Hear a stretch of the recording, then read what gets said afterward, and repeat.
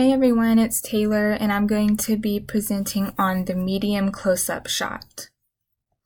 The medium close-up shot is one of the most commonly used shots for characterization in film because it's a shot that focuses on the human subject. Now, I grabbed a couple of screenshots from our Grammar of the Shot textbook because I felt like it summed it up perfectly.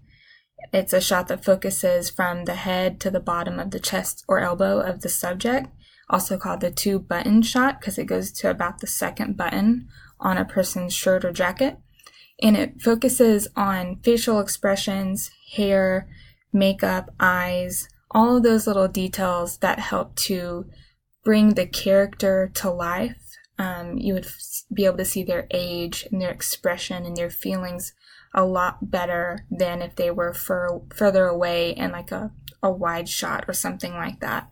And so I've got the little example here of someone where you're able to see a little bit of what he's wearing, a little bit of the background, but a whole lot of what he would be expressing.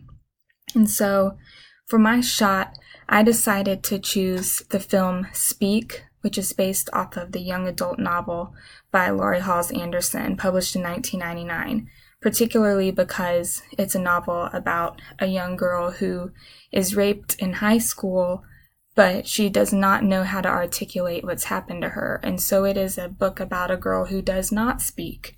And I thought that there were a lot of these kinds of medium close-up shots of this actress, and I couldn't think of a better way to portray that. And for the sake of time, I'll link the presentation into the link for the YouTube video, but it's particularly the first about minute of the scene. But instead, I'm going to show you the main screen grabs that I felt were useful.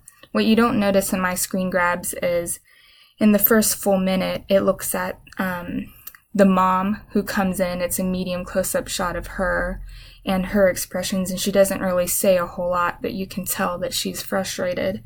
But for the sake of my presentation, I'd like to focus for just a few more seconds on this main subject. And so in this particular shot, for the analysis, why it shows definitely not a medium close-up shot, it's more of a wide shot. But if you notice from her perspective, looking at herself in the mirror, she would see a medium close-up shot. And I felt like for her, that's important. And we can see that in the mirror, even though this is a wide shot, we know we're supposed to be looking at her. And so in that way, we're already grabbed to look that direction.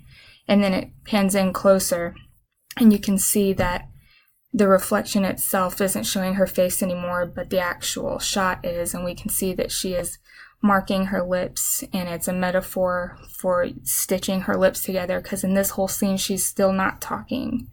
And in that way, it creates drama and mood because we know something strange is going on, but at this point, if you haven't read the book, you have no idea why she's not speaking. And in the last scene for the analysis, it moves from, instead of looking directly at her, we look over her shoulder into a medium close-up shot into that same reflection.